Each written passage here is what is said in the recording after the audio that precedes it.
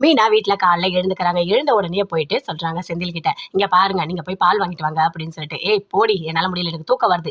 கீழ கடை இருக்கு, நீயே போய் வாங்கிட்டு வா. போ, வாங்கிட்டு வந்து நீயே சமைச்சு வை" அப்படின்னு சொல்லிட்டு அப்படியே தூங்குறாரு. அப்படியே கோவமா வருது மீனாக்கு. அதுக்குள்ள அப்படியே எழுந்துக்கிறாரு.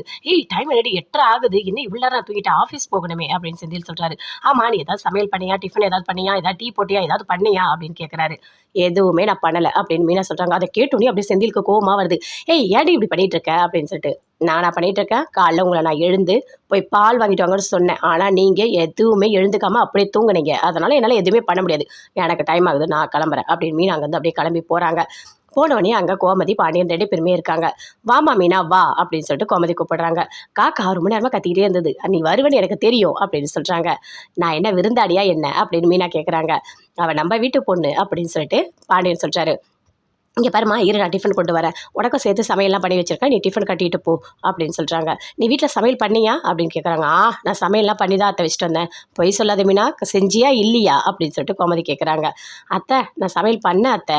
நான் பண்ணி அவருக்கு டிஃபன் கட்டி வச்சுட்டு வந்துட்டேன்" அப்படின்னு சொல்றாங்க. "அப்படியா? இல்லையே" அப்படின்னு சொல்லிட்டு மனசுக்குள்ளேயே அப்படியே கோமதி யோசிக்கிறாங்க.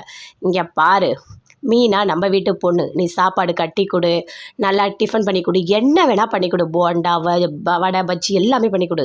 நான் ஒண்ணுமே சொல்ல மாட்டேன். ஆனா அவனுக்கு மட்டும் இங்கேருந்து சாப்பாடுலாம் நீ கட்டி குடுத்த, எனக்கு வர கோவத்துக்கு என்ன பண்ணுவேன்னே தெரியாது" அப்படின்னு சொல்லிட்டு பாண்டியன் எழுந்து போறாரு.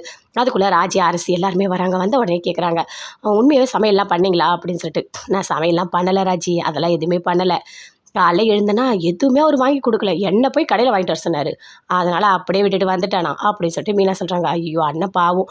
அம்மா சாப்பாடு கட்டி தருவாங்க. அப்பாக்கு தெரியாம நீங்க கொண்டு போய் குடுத்துருங்க" அப்படின்னு சொல்லிட்டு அரசி சொல்றாங்க. "என்ன உங்க அண்ணன் மேல அவ்வளோ பாசமா? அதெல்லாம் என்னால செய்ய முடியாது" அப்படின்னு சொல்லிட்டு மீனா சொல்லிட்டு இருக்காங்க. அங்கேருந்து கோமதி வராங்க. "ஏய் உண்மையாவே நீ சமையல் பண்ணலையாடி?" இல்ல அத்தை, நான் பண்ணேன் அத்தை" அப்படின்னு சொல்லிட்டு மீனா சொல்லிட்டுருக்காங்க. கடையில அப்படியே எல்லாமே சேர்ந்து வியாபாரம் எல்லாமே பார்த்துட்ருக்காங்க. பாண்டியனும் இருக்காரு, பழனி எல்லாருமே சேர்ந்து இருக்காங்க. "ஏய் தீபாவளி நேரம்டா, எல்லா ஆர்டரும் கரெக்டாக கொண்டு போய் குடுத்தீங்களா? எல்லாருக்கும் டெலிவரிலாம் பண்ணீங்களா?" அப்படின்னு கேட்குறாரு. "ஏதோ ஒரு டெலிவரி பண்ணல. சீக்கிரமா பண்ணுங்க" அப்படின்னு சொல்லிட்டு பேசிட்டுருக்காரு. அப்படியே தங்கமயிலும் பார்க்குறாங்க. அவங்க அப்பா சொல்றாரு, "என்ன இப்படிலாம் வியாபாரம் பண்ணிட்டு இருக்கீங்க? வியாபாரம்னா நல்லா பண்ணணும். எல்லாமே கரெக்டாக செய்யணும். இப்படிலாம் இருந்தா எப்படி சம்மந்தி?" அப்படின்னு சொல்லிட்டுருக்காரு. "ஆமா, ஆமா. பழனி நீ சீக்கிரமா போய் பண்ணிட்டு போ" அப்படின்னு சொல்றாரு. "சரி குடுங்க, நான் போய் பண்றேன்" அப்படின்னு சொல்லிட்டு பழனி அங்க இருக்கிறத எல்லாத்தையும் டெலிவரிக்கு எடுத்துட்டு போறாரு. "அப்பா, இவனுங்கிட்ட வேலை வாங்குறதுக்குள்ள நம்ம உயிர் போய் உயிர் வருது" அப்படின்னு சொல்லிட்டு பாண்டியன் சொல்லிட்டு இருக்காரு. அங்கேருந்து பாண்டியன் எழுந்து போறாரு. தங்கமயில் இருக்காங்க. "அப்பா, தீபாவளிக்கு சீர் பண்ணணும்ப்பா. ஏதாவது பண்ணுங்க" அப்படின்னு சொல்லிட்டு தங்கமயில் சொல்றாங்க. "என்கிட்ட ஏதும்மா பணம்? சீர் பண்ணுறதுக்குலாம் நெறைய பணம் வேணும்" அப்படின்னு சொல்றாரு.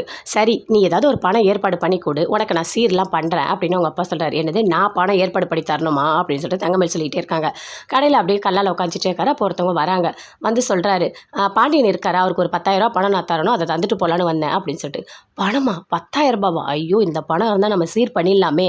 சரி, அவரோட சம்மந்தி தான் நான். என்கிட்ட அந்த பணத்த குடுங்க, நான் குடுத்துர்றேன்" அப்படின்னு சொல்லிட்டு அந்த 10,000 வாங்குறாரு. அவரும் குடுத்துட்டு அங்கேருந்து அப்படியே போறாரு. 10,000 வாங்கிட்டு யோசிக்கிறாரு. "தங்கமயில், இங்க பாரும்மா, உனக்கு சீர் பண்ணணும்னு சொன்னேன்ல, அதுக்கு இந்த பணத்த வச்சு நான் பண்ணிடுறேன்" அப்படின்னு சொல்றாரு. "அப்பா, ஏற்கனவே ரூ. 1,100 எடுத்துட்டு நான் மாட்டிக்கிட்டேன். இந்த 10,000 எடுத்து யாருப்பா?